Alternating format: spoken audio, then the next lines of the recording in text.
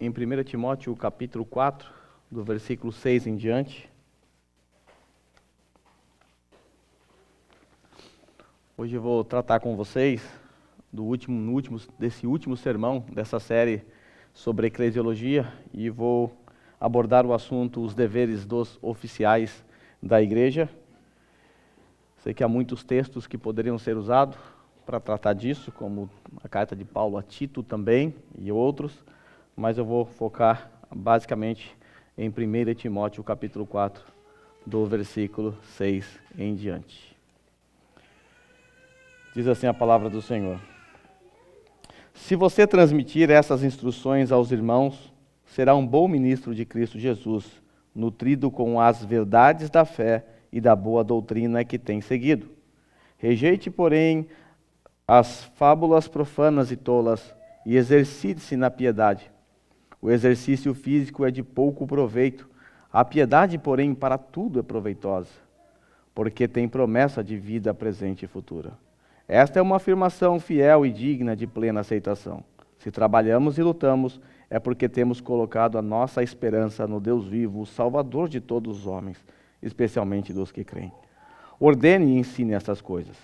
Ninguém o despreze pelo fato de você ser jovem, mas seja um exemplo para os fiéis na palavra, no procedimento, no amor, na fé e na pureza.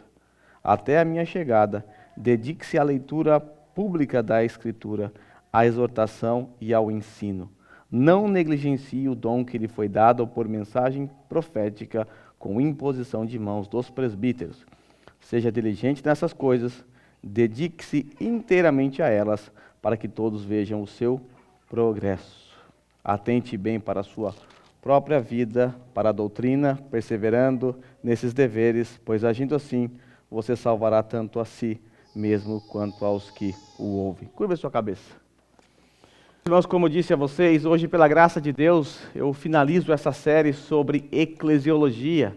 Esse é o 7º sermão dentro dessa série. Nós já aprendemos lá no primeiro sermão sobre a natureza da igreja. No segundo sermão, nós aprendemos sobre a autoridade de Cristo sobre a igreja.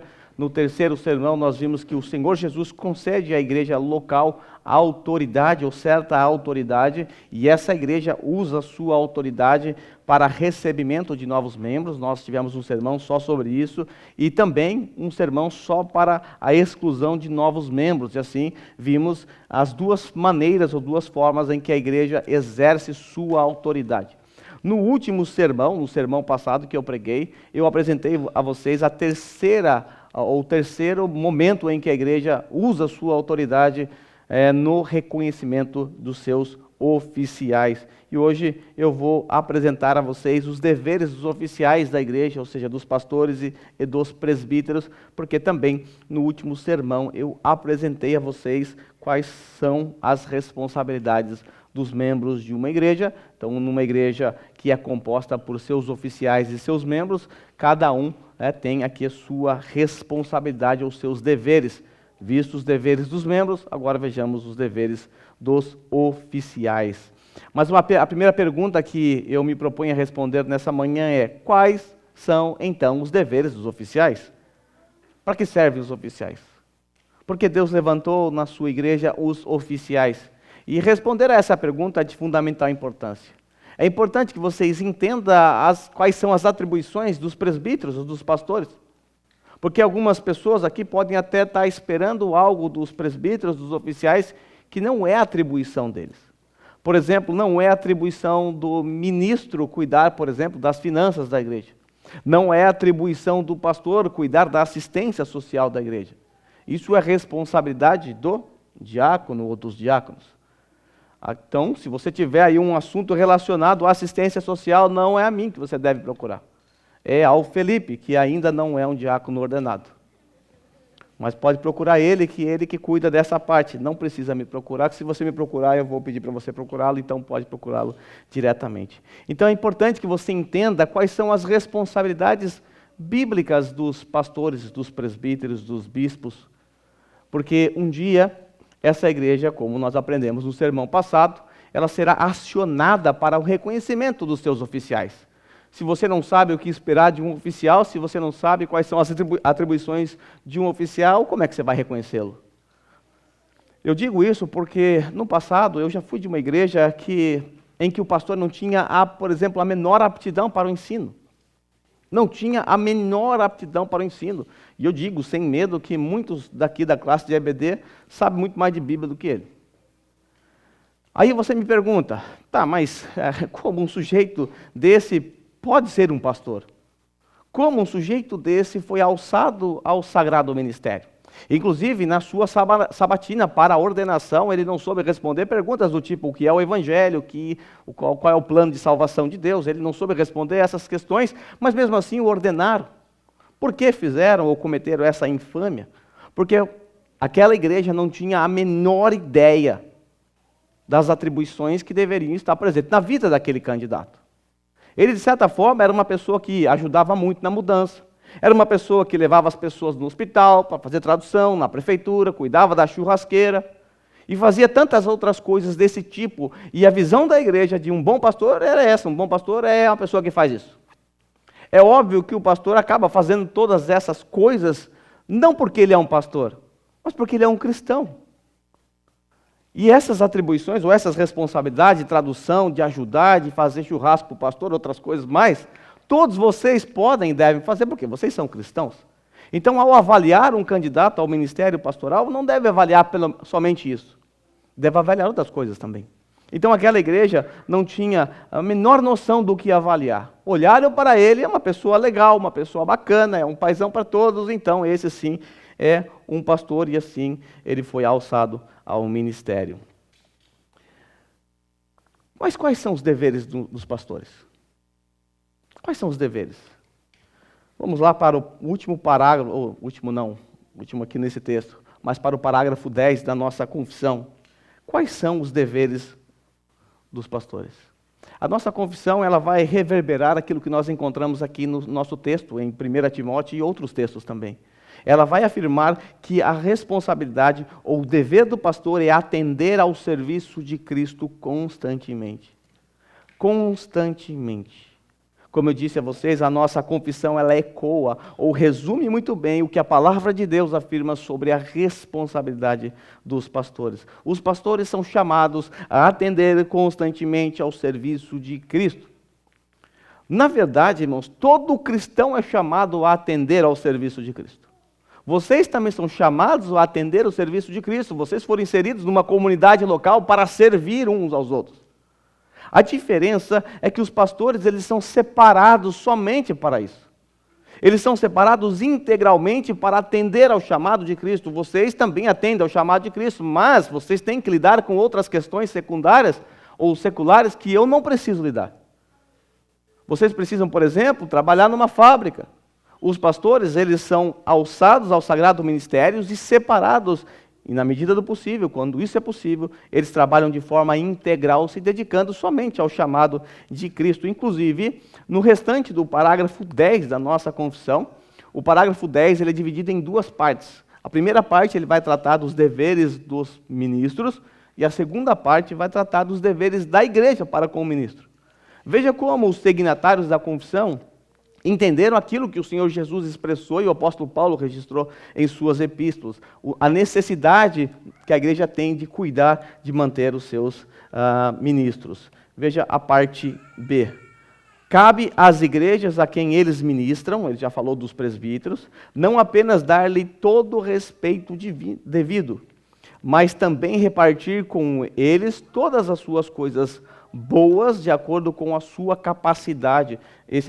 Essa afirmação tem como base Gálatas 6, versículo 6, se eu não me engano, que fala que a igreja, os membros têm que repartir todas as coisas boas com aqueles que ensinam, para que possam ter um suprimento confortável e não serem enredados em assuntos seculares, ou seja, não precisar se preocupar com sair para trabalhar, dividir o ministério pastoral com a vida do trabalho.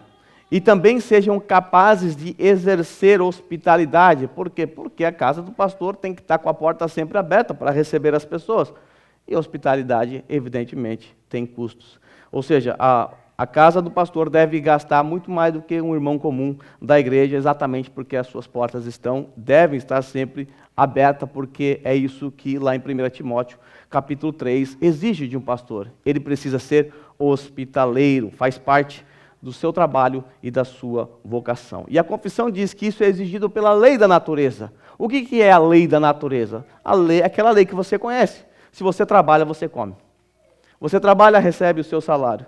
E aí, a confissão diz que não é só pela ordem, pela lei da natureza, mas também pela ordem expressa do nosso Senhor Jesus Cristo, que ordenou que os que pregam o Evangelho, que vivam do Evangelho. Eu não vou citar os textos que foram usados como base aqui, mas na sua confissão tem aí na nota de rodapé. Não vou fazer isso por conta do tempo e não é meu objetivo falar sobre isso hoje. Mas no nosso texto, em 1 Timóteo, capítulo 4, versículo 6, o apóstolo Paulo diz assim a Timóteo, e eu quero lembrá-los do contexto da carta de Paulo a Timóteo. Paulo deixa Timóteo em Éfeso para que ele coloque a igreja de Éfeso em ordem. Então a carta de 1 Timóteo é uma carta extremamente eclesiológica, onde Paulo vai dar orientações a Timóteo acerca do funcionamento da igreja, como a igreja deve funcionar, qual o papel das mulheres no culto, as mulheres podem pregar, as mulheres podem ser pastora, ele vai ensinar essas coisas. Quais são as atribuições dos diáconos, como lidar com falsos mestres, todos os problemas que a igreja estava experimentando em Éfeso. E lá, então, no capítulo 4, versículo 6, Paulo diz assim a Timóteo: se você transmitir essas instruções aos irmãos. O que são essas instruções? Todas as instruções que o apóstolo Paulo, inspirado pelo Espírito Santo, registrou nessa carta, que veio a se tornar um dos livros da Bíblia. Então, se Timóteo transmitir com fidelidade as instruções que ele recebeu de Paulo, então ele será um bom ministro de Cristo Jesus. Se você transmitir com fidelidade todas as instruções, então você será, Timóteo, um bom ministro de Cristo. A palavra grega usada aqui nesse texto para descrever o ministro é a palavra diáconos, de onde vem, claro, evidentemente, a palavra diácono. A palavra diácono literalmente significa aquele que serve. A ideia de aquele que serve à mesa. Vale lembrar que os diáconos surgiram lá no capítulo 6 de Atos, a gente vai ver isso daqui a pouco, e eles surgiram tão somente para servir as viúvas gentias que estavam ficando de lado no cuidado. Em termos simples também, eu preciso lembrá-los que todo cristão exerce a diaconia. Porque todo cristão é chamado ao serviço, a servir a igreja de acordo com o seu dom e de acordo com a sua capacidade. Mas poucos são chamados para exercer o ofício de diaconato. Você deve se lembrar lá do texto de Filipenses capítulo 1, que a igreja é dividida entre seus oficiais e os membros. E quem são os oficiais? Presbíteros, pastores, bispos, diáconos e então, depois, os membros da igreja. Por isso, o diaconato é um ofício. E se você observar lá em 1 Timóteo capítulo 3, se você perceber quais são as qualificações exigidas para um diácono, você vai perceber que são as mesmas exigidas por um presbítero, com exceção da aptidão para o ensino. O presbítero tem que ter as mesmas qualificações morais dos presbíteros. Por quê? Porque é um ofício, ele faz parte da liderança da igreja de forma geral. O ministro de Cristo é aquele que precisa entender que ele não trabalha para si mesmo. O ministro de Cristo, ele não trabalha jamais para o seu próprio reino, ele trabalha para o reino de Cristo, por isso ele é considerado um escravo de Cristo. O ministro é um escravo de Cristo, ele está algemado a Cristo, ele está ao serviço de Cristo. Porque o pastor é aquele que serve tendo as palavras de Jesus em sua mente. Lembra que Jesus disse? Ele não veio para ser servido, mas para servir e dar a vida por muitos. O pastor, então, ele é um escravo de Cristo, um escravo da palavra. Por isso, por causa desse entendimento, que em 1827, o reverendo Donald MacLeod, um pastor presbiteriano escocês, ele criou isso aqui que vocês estão vendo, o colarinho clerical que eu já expliquei para vocês, o significado disso. Mas dentre os significados, O mais forte, o mais pesado é a ideia de uma algema no pescoço do ministro, para lembrá-lo de que ele é um escravo de Cristo, para lembrar a comunidade que a comunidade está debaixo de alguém que é um escravo de Cristo, que está algemado a Cristo, está algemado à sua palavra. Esse é o significado simbólico por detrás do colarinho. O ministro é um servo de Cristo. São chamados para servir a Cristo. Mas a pergunta que brota agora é, se ele serve, onde é que ele serve? E a resposta é, na igreja local. Um pastor não tem condição de servir a igreja universal, a igreja que está espalhada em todo mundo. Isso é impossível. Pastores são chamados para pastorear igrejas locais. Aqui é o meu ambiente de trabalho. A palavra é o meu instrumento de trabalho. E vocês são o meu ambiente de trabalho. O trabalho dos pastores, conforme o texto nos diz aqui, que está projetado para vocês, é atender constantemente ao serviço de Cristo em suas igrejas. Por vezes, quando eu atendo alguém, ou quando alguém me busca pedindo ajuda, eu sempre geralmente escuto no final algo do tipo: desculpa, pastor, ter incomodado, desculpa, eu estou ligando aqui, não queria incomodar. E eu sempre digo, na medida do possível, sempre digo assim: não se preocupe. Essa é minha atribuição. Não se preocupe, foi para isso que eu fui chamado. Não tenha vergonha de pedir ajuda. Inclusive, eu sempre digo para as pessoas que se você está precisando de ajuda pastoral, algo que você não pode contar com outros irmãos, e você não me busca, na verdade, você está me privando de exercer o meu ministério pastoral. Então, assim, você erra duas vezes, por não pedir ajuda e por não permitir que eu exerça meu ministério pastoral. Então, se você precisar de ajuda pastoral, algo que nenhum irmão pode te ajudar, se um irmão pode te ajudar, procure um irmão, que assim o irmão cresce e você também. Agora, se é algo que só o pastor pode e você não busca, então você está me privando. Mas como o pastor serve a igreja? Já descobrimos que o pastor ele é chamado para servir na igreja local, mas de que forma, ou qual é a mente, a consciência do pastor ao servir uma igreja local? Primeiro, o pastor serve a igreja local através do ministério da palavra e da oração. O instrumento de trabalho do pastor é a palavra e a oração. É a ferramenta de trabalho dele. Ele trabalha com as duas coisas, a palavra e a oração. Quando Paulo escreveu a primeira carta a Timóteo, como eu disse a vocês, o objetivo dele foi dar instruções a Timóteo para que a igreja fosse colocada em ordem. Estava uma bagunça. E lá no capítulo 3, Paulo fornece as instruções a Timóteo acerca das qualificações dos pastores e também dos diáconos. Quando ele fala dos pastores, lá no capítulo 3, no versículo 2, ele diz que os presbíteros devem ser aptos para ensinar. Os presbíteros devem ter a qualidade ou a qualificação do ensino, deve saber ensinar. Se alguém diz que tem vocação, mas não fala lé com cré, não tem vocação. Se alguém tem todas as qualificações morais de um presbítero, mas não sabe ensinar, provavelmente ele é um diácono.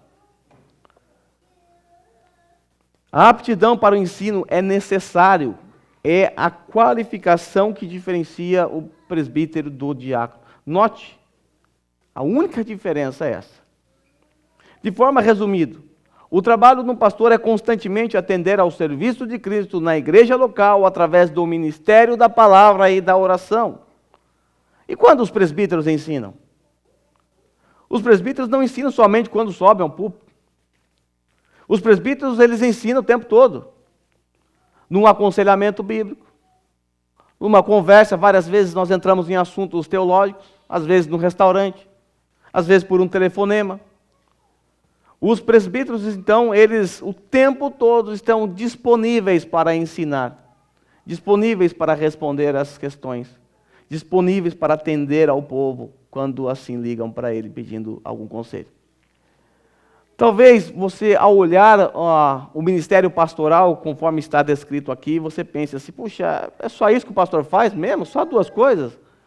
É só o ministério da palavra e a oração? Talvez isso pareça para você algo extremamente simplório, não é verdade? Mas a palavra de Deus não trata dessa forma. Para a palavra de Deus isso não é simplório. Inclusive, Foi por causa disso, inclusive, que surgiram os diáconos na igreja.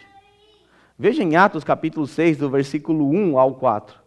Naqueles dias, crescendo o número de discípulos, os judeus de fala grega entre eles queixaram-se dos judeus de fala hebraica, porque suas viúvas estavam sendo esquecidas na distribuição diária de alimento. Por isso, os 12 reuniram os discípulos e disseram, veja, eles reuniram os discípulos e disseram assim, olha, não é certo negligenciarmos o ministério da palavra de Deus a fim de servir as mesas. Não é correto nós realizarmos essa tarefa de servir as viúvas, de buscar assistência, ajuda social para elas. Não é correto servir as mesas. Então, qual foi a orientação? Irmãos, escolham entre vocês 7 homens de bom testemunho, cheios do Espírito e de sabedoria. Passaremos a esses homens essa tarefa e nos dedicaremos à oração e ao ministério da palavra.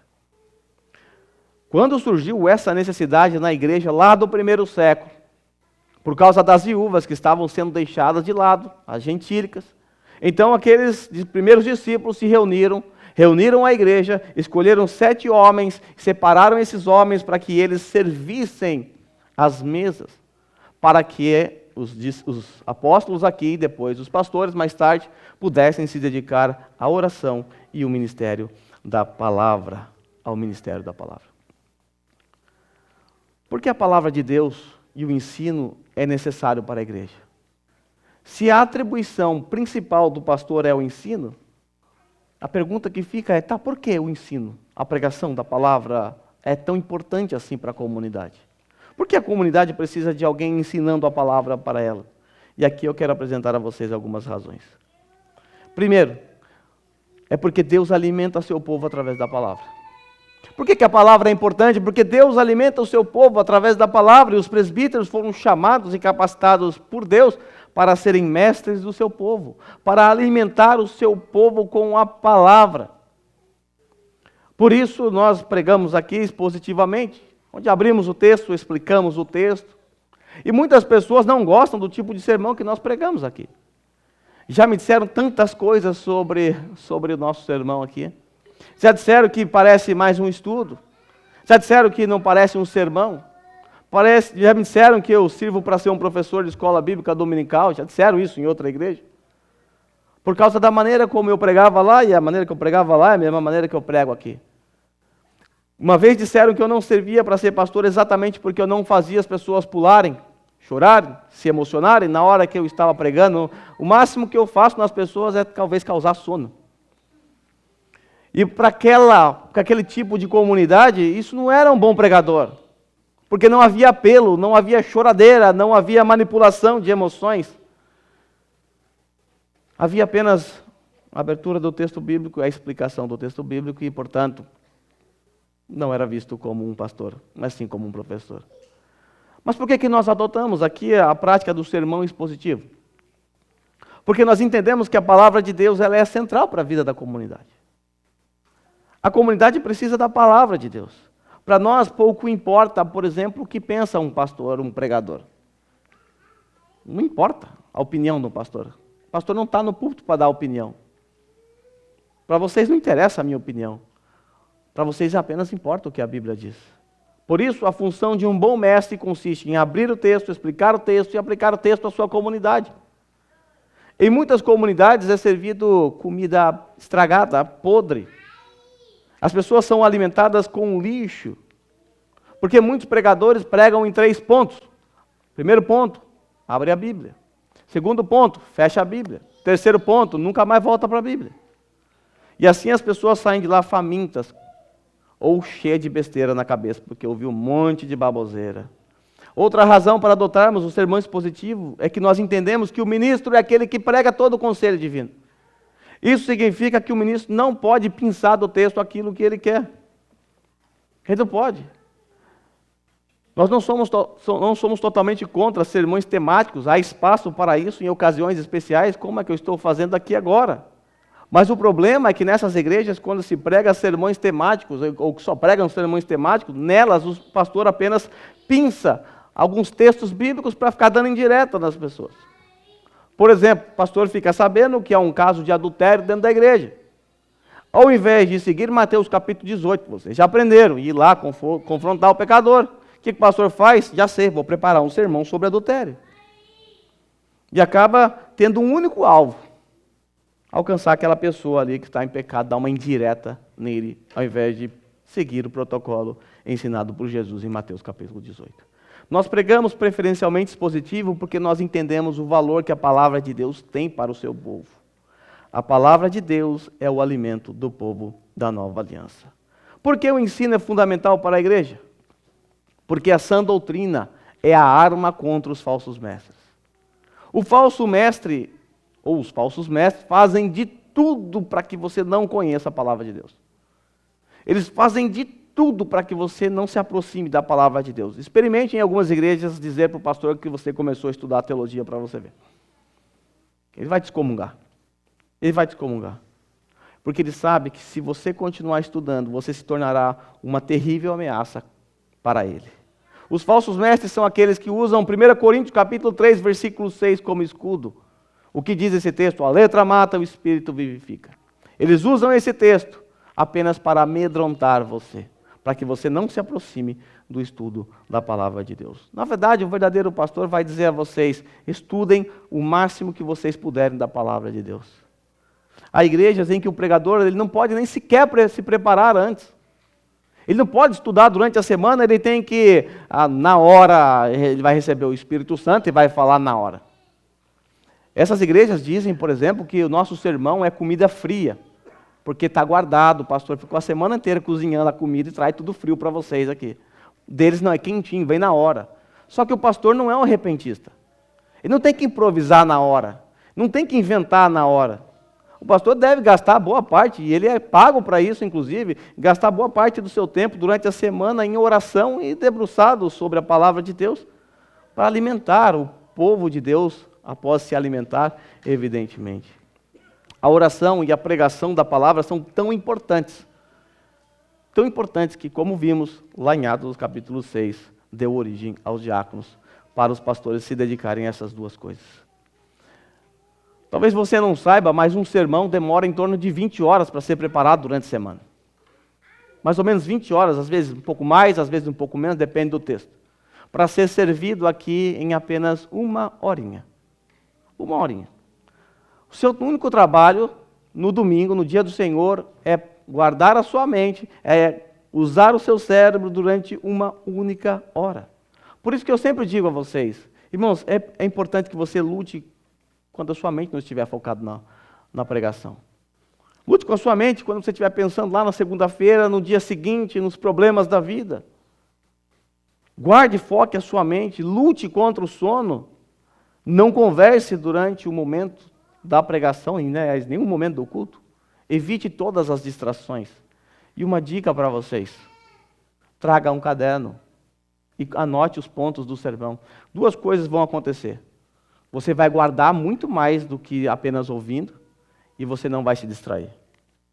Traga um caderninho, tome nota, depois reúna com a sua família durante a semana na mesa e debata o que você anotou. Essa é uma maneira de você guardar na sua mente e aproveitar a comida que está sendo servida para você semanalmente. Então valorize a exposição da palavra de Deus.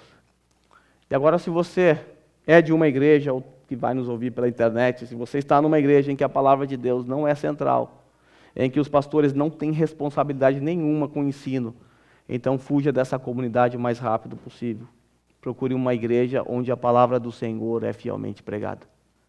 Eu cito aqui as palavras de Paul Washer: não procure uma igreja perto da sua casa, procure uma igreja perto da palavra de Deus. Lembre-se, falsos mestres preferem que você não tenha nenhum conhecimento bíblico. Porque o ensino é fundamental para a igreja. O ensino é fundamental para a igreja, o ensino da palavra de Deus é fundamental para a igreja, porque a palavra de Deus é suficiente. Na segunda carta que Paulo enviou a Timóteo, lá no capítulo 3, a partir do versículo 14, ele dá uma orientação muito semelhante à que nós estamos lendo no nosso texto aqui na primeira carta a Timóteo. Paulo diz para seu filho na fé que ele deve permanecer nas coisas que ele aprendeu e tem convicção. Bom, quem é Timóteo? Timóteo é alguém que aprendeu as sagradas letras já na sua infância, A sua vó Lloyd e sua mãe Eunice participaram desse processo. E agora, na juventude, ele é acompanhado pelo apóstolo Paulo, um companheiro de viagem de Paulo. Ele foi instruído por Paulo. E aí Paulo, no versículo 16, vai dizer algo ao seu filho na fé, nessa sua última carta que ele escreveu antes da sua morte. Paulo, então, olha para as Escrituras e diz assim para Timóteo: toda a Escritura, Timóteo, é inspirada por Deus. É a última carta, e Paulo está dizendo assim, as últimas palavras são geralmente importantes, né? Toda a Escritura é inspirada por Deus e útil para o ensino, para a repreensão, para a correção, para a instrução na justiça. Toda a Escritura é inspirada e útil. Paulo está defendendo aqui a suficiência das Escrituras. Se eu preciso repreender alguém, a palavra é suficiente. Se eu preciso de correção, a palavra é suficiente. Se eu preciso de instrução, a palavra é suficiente. Mas a palavra de Deus também serve para apresentar ou tornar o homem apto e plenamente preparado para toda boa obra. Um dos lemas da tradição reformada, como nós sabemos, é o sola escritura. Quando Lutero olhou para trás e viu tudo que havia acontecido na reforma protestante, Lutero disse algo fascinante. Eu não fiz nada, a palavra de Deus fez tudo. A palavra de Deus é que fez todo aquele movimento. Foi o conhecimento da palavra de Deus. Por isso, mais tarde, os historiadores olharam para trás e colocaram como o primeiro lema o sola escritura, somente as Escrituras. Ainda que Lutero não pronunciou isso com seus próprios lábios, sola escritura, galera. Mas ele defendeu a suficiência das Escrituras. Quando esteve lá diante da dieta de Worms, e ele disse, ainda a menos que eu seja convencido pela palavra de Deus, eu não vou me dobrar, eu não vou renunciar a meus livros, eu não vou jogar na fogueira, coisa nenhuma.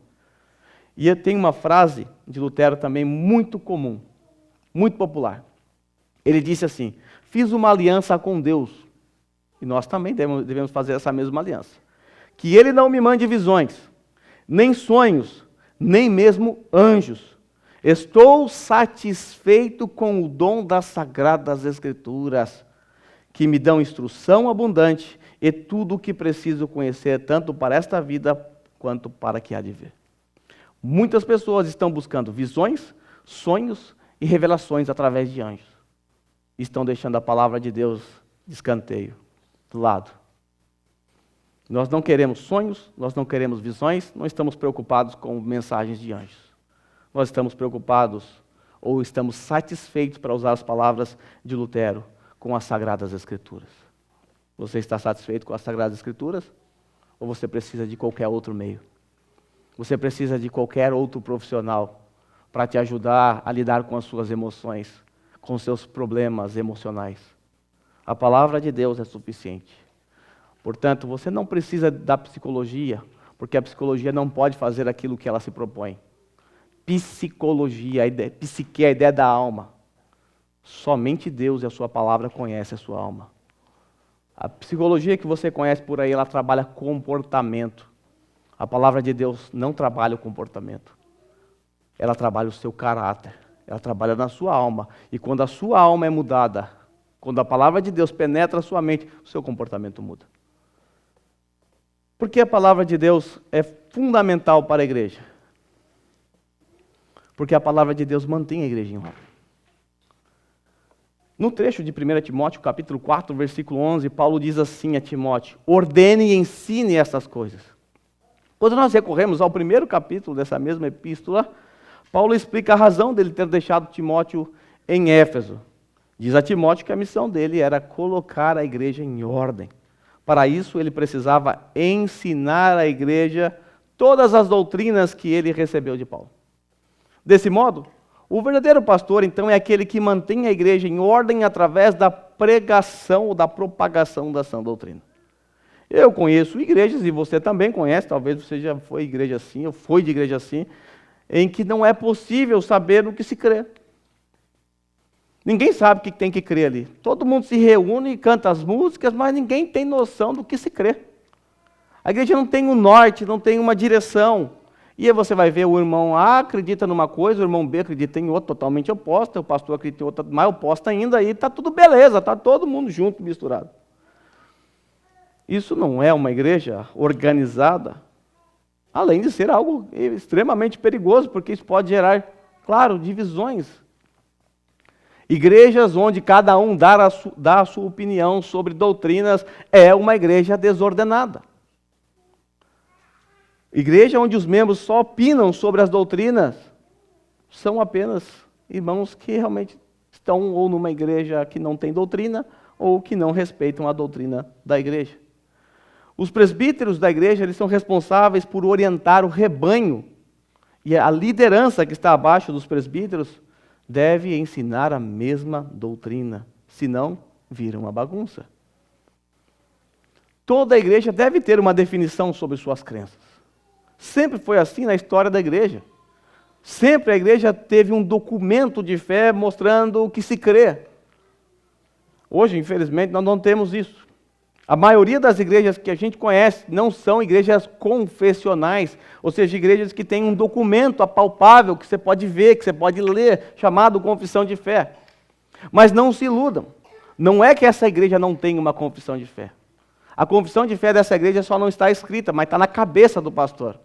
Aí, meu filho, está na cabeça do pastor, pode trocar o pastor e vem um outro que ensina algo totalmente diferente.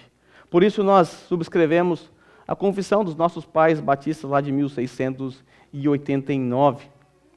E você pode até discordar de algum ponto ou outro, mas no mínimo você deve respeitá-la porque é a confissão dessa igreja.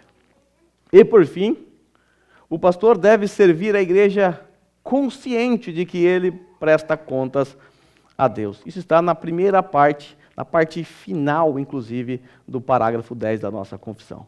O trabalho dos pastores é constantemente ascender ao serviço de Cristo em suas igrejas, no ministério da palavra e oração. Agora vamos lá. Vigiando por suas almas como aqueles que devem prestar contas a Ele. O trecho que está em vermelho para vocês aí na tela, ele é baseado em Hebreus capítulo 13, versículo 17. Esse é um dos textos que está gravado na minha alma, porque esse texto ele me informa que eu tenho que prestar contas a Deus da vida de todos vocês que são membros dessa igreja. É claro que isso é uma terrível responsabilidade. É claro que isso é um peso, e é pesado demais. Por isso, eu sou chamado a exercer isso com temor diante do Senhor. Inclusive, quando eu assumi essa igreja, há exatos 5 anos e um dia, ontem fez 5 anos que eu assumi essa igreja, no meu pronunciamento de posse, eu mencionei esse texto. Além de outros textos. Um dos textos que eu mencionei também foi 1 Pedro, capítulo 5, versículo 2. Eu fiz isso após a minha saudação inicial. Eu me voltei para esse texto que diz assim: pastoreiem o rebanho de Deus que está aos seus cuidados. Olhem por ele, não por obrigação, mas de livre vontade, como Deus quer. Não faça isso por ganância, mas com desejo de servir. Quando eu li esse texto, a seguir eu iniciei dizendo que eu, como presbítero, agora tenho a responsabilidade de pastorear esse rebanho que agora estava sendo entregue em minhas mãos, que agora estava aos meus cuidados. E naquela manhã, 5 anos e um dia atrás, o Senhor, Jesus, o sumo pastor, ele incumbiu-me dessa solene tarefa de pastorear esse rebanho que hoje se reúne aqui em Nishio, na época em Randa. Naquele momento eu me lembro, e não tem como esquecer, que eu estava envolto por 3 sentimentos. E os mesmos sentimentos que eu tive quando eu fiquei sabendo, por exemplo, que eu seria pai do Enzo. E esses 3 sentimentos são amor, alegria e muito temor. No dia da posse, eu lembrei à igreja que há exatos 7 anos, a minha esposa havia me informado que eu seria pai pela primeira vez. Eu e a Rose tentamos por 1 ano, não deu certo, o bebê não veio, mas depois de 1 ano o Senhor me agraciou com a dádiva da paternidade. Eu me lembro que naquele momento eu fui envolvido por um sentimento profundo de alegria. Afinal, estávamos tentando há tanto tempo. Então recebemos o presente da incomparável alegria da paternidade. Alegria essa que foi aumentando gradativamente, alcançou o seu apogeu no dia que o Enzo nasceu. E esse mesmo sentimento esteve presente na minha vida há 5 anos atrás, quando vocês, esse bebê lindo que vocês são, guti-guti do papai, né? Foram colocados no meu colo. E vocês não imaginam o quanto eu me alegro em servir nessa comunidade. Vocês são a minha família. Outro sentimento presente quando o Enzo nasceu foi o amor. E mesmo vendo através da ultrassom aquele feijãozinho esquisito, a gente já começa a nutrir um sentimento esquisito por aquele negocinho esquisito ali, que a gente está vendo preto e branco. Fui tomado por um sentimento de amor, e esse sentimento de amor ele vai aumentando à medida que a gestação vai avançando. Agora, é claro que nós homens temos uma sensação diferente das mulheres, elas já conseguem amar a maior intensidade, afinal está dentro delas, elas sentem. Nós não sentimos nada, só vemos a barriga da mulher crescendo. Vamos ter uma emoçãozinha quando colocamos a mão e o bebê está balançando. Mas nós, de fato, nos sentimos pai de verdade quando o bebê nasce e nós seguramos os nossos braços. Nós tocamos na pele do bebê, nós nos sentimos, agora sim eu sou pai. Agora eu sei o que é ser pai. E eu lembrei a igreja, então, 5 anos atrás, que em novembro de 2019, 9 meses antes de eu assumir a igreja, foi decidido que eu assumiria a comunidade e, claro, foi impossível esconder a minha alegria. E essa alegria foi aumentando, aumentando, aumentando até o dia em que eu assumi. Naquela manhã, eu disse a vocês que estavam ali, que eu estava me sentindo como se vocês tivessem sido colocados agora no meu colo, depois de 9 meses de gestação. É como se eu recebesse agora a comprovação de que, de fato, eu me tornei o pastor de vocês. E, de fato, foi isso que aconteceu. 5 anos se passaram. E eu preciso confessar para vocês que eu já não os amo como no início. Lamento dizer isso, porque o tempo me ensinou a amá-los ainda mais. Vocês não são apenas o meu rebanho, vocês são meus irmãos de fé e a minha família. Outro sentimento que eu experimentei naquele dia, é claro, e ainda hoje experimento, é o temor. Quando eu fiquei sabendo que eu seria pai do Enzo, naturalmente algumas perguntas surgiram na minha mente. Será que eu vou saber cuidar? Será que eu vou conseguir educar? Será que eu vou conseguir proteger? Será que eu vou ser um bom pai? E todas essas perguntas permearam a minha mente também. Será que eu conseguirei pastorear vocês? Será que eu aguentarei o peso dessa terrível responsabilidade? Será que eu saberei exercer fielmente o ministério? Tudo isso passou pela minha cabeça. E um outro texto me veio à mente naquele dia. Hebreus 13, 17. Obedeçam aos seus líderes, submetam-se à autoridade deles. Eles cuidam de vocês como quem devem prestar contas. Eu estou ciente do meu dever e sei que meu dever não é agradar a homens. Meu dever é agradar aquele que me comissionou para essa almejável função. Eu sei que todas as minhas decisões devem ser tomadas levando em conta Deus, porque eu vou prestar contas ao meu Deus. Por fim, naquela manhã, eu concluí com as palavras de Edward Griffin, um homem que morreu em 1837 e nasceu em 1770. Ele pronunciou o que eu vou ler para vocês quando ele estava se aposentando da igreja, que ele pastoreou muito bem, que ele cuidou muito bem. E ele vai dar uma palavra à igreja acerca do novo pastor que vai assumir. E eu, como era o novo pastor, assumi e eu li isso para vocês. Palavras de Griffin. Por amor de vós, por causa de vossos filhos, amai e reverenciai aquele escolhido para ser vosso pastor. Ele já vos ama, e em breve vos amará como osso do seu osso, carne da sua carne. Será igualmente vosso dever e interesse tornar os labores dele tão agradáveis quanto possível. Não exijais muito. Não exijais, palavra difícil, mais difícil que a do Felipe. Não exijais visitas muito frequentes. Se ele gastar dessa maneira metade do tempo que alguns exigem, precisará negligenciar completamente os estudos, se não se afundar logo sob o fardo. Não relateis a ele todas as coisas maliciosas que podem ser ditas contra ele, nem frequentemente em sua presença citeis a oposição se ela surgir. Embora ele seja um ministro de Cristo, considerai que ele tem sentimentos de um homem. Portanto, membros dessa igreja, eu assumi diante de Deus e de vocês este compromisso de pastoreá-lo. Portanto, peço apenas que vocês se lembrem de mim em vossas orações e me encorajem no Senhor. Orem pela minha família, porque há 5 anos atrás eu assumi essa nobre função, e isso significa que a minha família precisou e precisa contar com a benevolência de vocês por causa da minha função. E eu sei claramente que eu tenho responsabilidades para com a minha família. E a minha família sempre será a minha prioridade. Minha família sempre será o meu ministério primário. Pois essa congregação aqui pode ter outro pastor, mas a Rose não pode ter outro marido. Tampouco meus filhos poderão ter outro pai. Assim sendo, eu conto com as orações de vocês, com o encorajamento de todos. Continuem cuidando de mim, como vocês têm feito, e eu assim cuidarei de vocês. Certamente, nesses 5 anos que se passaram, errei várias vezes, continuarei errando nessa jornada, e eu espero a compreensão de vocês pela minha falta de experiência. Afinal, eu sou apenas um garoto de 5 anos à frente do ministério. Errei, vou errar e conto com a compreensão de vocês. Que o nosso bondoso Deus continue conduzindo a nossa comunidade, nos dando maturidade e firmeza doutrinária. Que o Senhor Jesus e a sua palavra sejam sempre o centro da nossa vida, dessa comunidade. Que o Senhor Jesus seja glorificado através dessa igreja. Eu, então, termino dizendo a vocês que eu os amo como carne da minha carne e osso do meu osso. Vocês são parte da minha família e eu não sei como seria viver sem vocês.